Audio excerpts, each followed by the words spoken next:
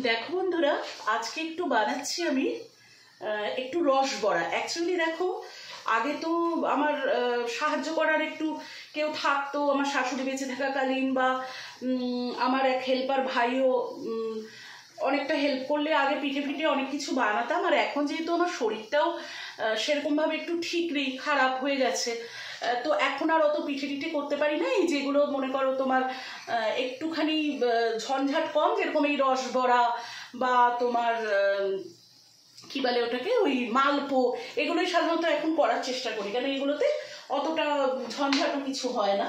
তো দেখো আমি কিরকম কি প্রসেস করছি, মানে কিভাবে কি করেছি তোমরা অনেকেই জানো, তবু আমার প্রসেসটা আমি বলে দিচ্ছি। তো দাঁড়াও, এই কটা বড়া এরকম করে ছেড়ে নিই, কটা অল্প ছেড়ে দিচ্ছি। আর এটা তো বিউলির ডাল, ভীষণ মানে এঁটে এঁটে থাকে, বুঝতে পেরেছো তো, মানে হাত থেকে ছাড়তেই চায় না, এটা একটা সমস্যা।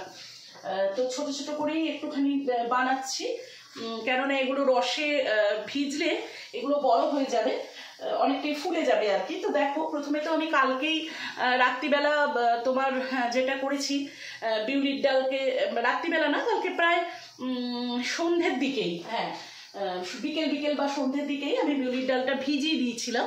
তারপরে যেটা করা হয়েছে, আজকে সকালবেলা ওই তোমার ভালো করে মিক্সার গ্রাইন্ডারে ইয়ে করে নিয়ে, পেস্ট ডালটাকে বেটে নিয়ে তারপরে যেটা করেছি, আমার প্রসেসটাই আমি বলছি, অনেকে হয়তো করো, সেটা মানে তার মতো বলবে, তারা কীরকমভাবে করো কমেন্টে লিখো। তো আমি কি যেটা করি সেটা হচ্ছে, ডালটা যেই বাটা হয়ে গেল, তারপরে তো খুব ভালো করে আমাদের একটা হ্যান্ড ব্লেন্ডার আছে, ওইটা দিয়ে ভালো করে ফেটিয়ে নিয়েছি। তারপরে যেটা করেছি, ওই ডাল বাটাটার মধ্যে একটু মৌরি দিয়েছি, আর যেটা করেছি সেটা হলো যে একটু খাবার সোডা, বেকিং সোডা, বা বেকিং সোডা না থাকলে ওই বেকিং পাউডার যেটা বলে কেকে দেওয়া হয়, সেটাও দেওয়া যেতে পারে। সেটা ওই তোমার একদম খুবই সামান্য 2 চিমটি মতো ওরকম একটু দিয়েছি, দিয়ে আবার একটুখানি হাতে ভালো করে ফেটিয়ে তারপরে এই যে একটু সাদা তেলে জিনিসটাকে ভাজছি। আর এইখানে আমি, দাঁড়াও বন্ধুরা দেখাচ্ছি তোমাদের, আমি রসটা কিন্তু সকাল থেকে বানিয়ে রেখে দিয়েছি। আর দেখো, যেহেতু এটা খুব চিটচিটে, এরকম করে করে জল হাত দিয়ে দিয়ে একটু হাতটাকে ধুতে হয় তো বারে বারে, যার জন্য তা নাহলে কি হবে, এত বিউলির ডাল তো ভীষণ আঠা আঠা, বুঝতে পেরেছো, সেই হাত থেকে ছাড়তেই চায় না, বারে বারে ওই তোমার কি বলে ধুয়ে নিতে হবে বারবার করে হাতটা, হ্যাঁ। আর যেটা আমি রসের মধ্যে দেখো, এই আগেরগুলো তো আমার এই যে উল্টে গেছে, দেখো ফেটানোটা বা ইয়েটা ভালো হলে কি হয়, এই যে আপনা আপনি কিন্তু ও যখনই একটু গরম হয়ে যাবে, তখন কিন্তু আপনা আপনি ও কিন্তু নিজে নিজেই উল্টে যাচ্ছে, আমাকে খুব একটা তার জন্য কিছু কসরত করতে হচ্ছে না। তো যাই হোক, এটা তো কাঁচা ইয়ে হয়ে যাচ্ছে, এইগুলো একটুখানি কাঁচা, এগুলো হয়ে গেছে মানে আরও আমি লাল লাল করে ভাজবো। তো দেখো, যেটা আমি বলছি, পরবর্তীতে রসটা কি। তো দেখো বন্ধুরা, এইভাবে তো আমি এটাকে লাল লাল করে ভেজে নেব। আর এইখানে দেখো, আমি সকাল থেকেই এই যে রসটা কিন্তু দেখতে পাচ্ছ আশা করি, এই যে রসটা আমি এই যে আগের থেকেই করে এরকম করে নিয়ে রেখে দিয়েছি। এইটা ভাজা হতে হতে আমি কি করব, রসটাকে আর একটু গরমে বসাবো, কেননা রসটা যদি গরম অবস্থাতে এই বড়াগুলো, এই যে দেখো এই যে এরকম একটা পাতলা বা ঘন, সেটা তোমাদের পরিমাণ মতো, কেউ পাতলা করতে চাইলে, তবে এই বিউলির ডালের রস বড়ার ইয়েটা, তোমার রসটা একটু পাতলা হলেই ভালো হয়। এই দেখো, আমার যেহেতু ফ্যাটানোটা খুব সুন্দর হয়েছে, সেহেতু দেখো এই যে নিজে নিজেই কি সুন্দর ও উল্টে যাচ্ছে। আর যেগুলো এরকম করে একটু লেগে আছে, ও আপনি মানে ছেড়ে যাবে আর কি, যেই লাল লাল হয়ে যাবে। দেখো, এটাকে কিন্তু আমি আরও লাল লাল করব, করে যেটা করব, এরকম রসের মধ্যে ফেলে বেশ কিন্তু ঘন্টাখানেক বা হাফ অ্যান আওয়ার তো রাখতেই হবে, তা নাহলে রসটা ঢুকবে না। যত রসটা ঢুকবে ভেতরে, তত জিনিসটা কিন্তু মানে সুন্দর খেতে হবে। তো এই আর কি, তোমাদের একটু মানে আর একটু লাল লাল করে ভাজা হলে রসে ফেলে আমি একটু দেখাচ্ছি, দাঁড়াও একটুখানি আমার ভাজা হতে সময় দাও।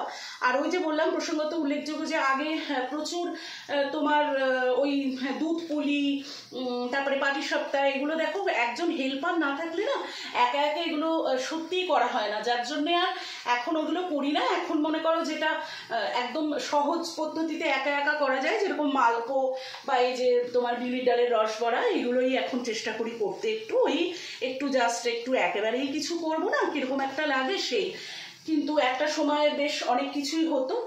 আর ওই পায়েস হয়তো একদিন করব। এই পিঠে পার্বণের এই দুধ ফুট পাওয়াও এখন বেশ একটু অমিল হয়ে যাচ্ছে। দুধ সেই সকালবেলা বড় একবার গিয়েছিল, দুধ সব মোটামুটি ফুরিয়েই গেছে। তো ভাবলাম ঠিক আছে, পৌষ পার্বণ চলে যাক, পাটালি যখন আছে সে একদিন করে নেওয়া যাবে এখন, এই আর কি।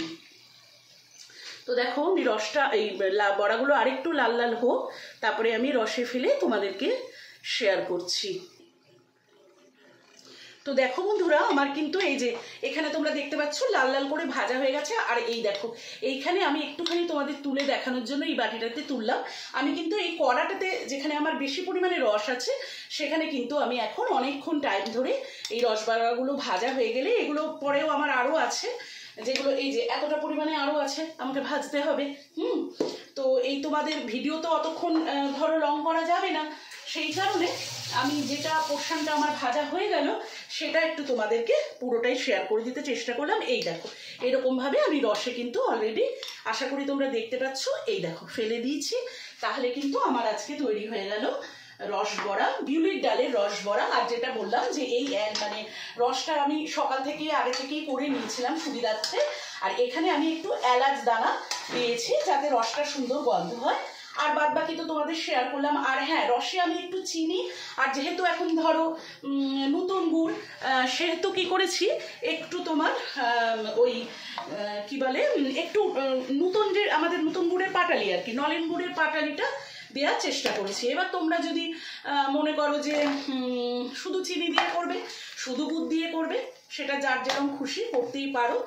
তো দেখো আমার তো এটা হয়ে গেছে। এবারে আমি তুলে নিয়ে এগুলোকে আবার রসে ফেলে দেব, আবার আমি এক খোলা ভাজতে বসিয়ে দেব। এইভাবে কিন্তু আজকে আমার, দেখো এগুলো আমি আবার রসে দিয়ে দিচ্ছি তোমাদের সুবিধার্থে দেখার জন্য, আমি এখানে তুলে একটু দেখালাম। তো চলো বন্ধুরা, এইভাবেই তাহলে আমি আজকে বানিয়ে ফেলবো, বা বানিয়ে খানিকটা ফেললাম বিউলির ডালের রসবড়া, যেটা অত্যন্ত সুস্বাদু। আর প্রসঙ্গত উল্লেখযোগ্য, বিউলির ডালটা এমনিও মানে আমি বিশেষ করে ব্যক্তিগতভাবে আমাদের বাড়িতে আমি ভীষণভাবে ভালোবাসি বিউলির ডালটা। তো সেই জন্য বিউলির ডালের রসবড়াটাও কিন্তু প্রচণ্ড আমি পছন্দ করি। আর বড় এই বিউলির ডালের রসবড়া মেয়ে দুজনেই পছন্দ করে, ওরা আবার বিউলির ডালটা এমনি খেতে চায় না, কিন্তু রসবড়াটা আমাদের ঘরেতে সকলেই পছন্দ করে। তো চলো, আর এখন ভিডিওটা লং করছি না, আমার তো দেখতেই পাচ্ছ যে এখনো অনেকটা কাজ বাকি, এখনো এই যে এতটা পোর্শন আমাকে ভাজতে হবে। তো ঠিক আছে বন্ধুরা, ভিডিওটা আজকে এখানেই রাখি। তোমরা যে যেখানে আছো খুব ভালো থেকো। মকর সংক্রান্তি বা পৌষ পার্বণে তোমাদের সকলকে অনেক শুভেচ্ছা। তোমরা খুব ভালো থেকো, যে যার মতো পিঠে পুলি যে যেরকম পারো সেরকম করে বানিয়ে খাও। আর সকলে সুস্থ থেকো, ভালো থেকো। Tata, by.